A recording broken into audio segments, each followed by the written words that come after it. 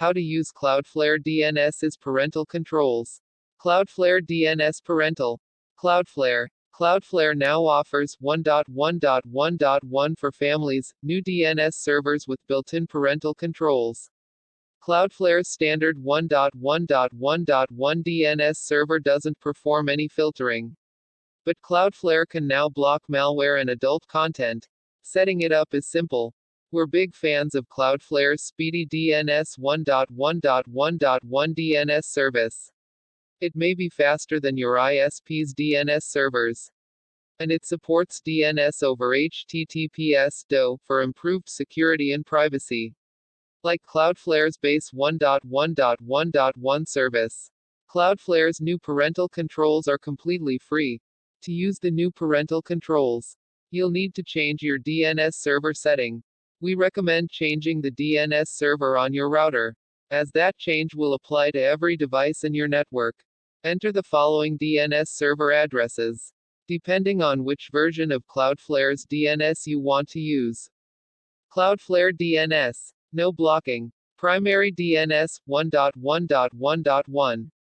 Secondary DNS 1.0.0.1.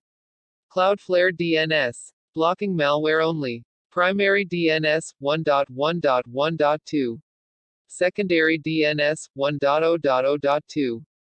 Cloudflare DNS. Blocking malware and adult content. Primary DNS 1.1.1.3.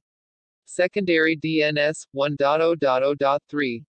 Related, the ultimate guide to changing your DNS server.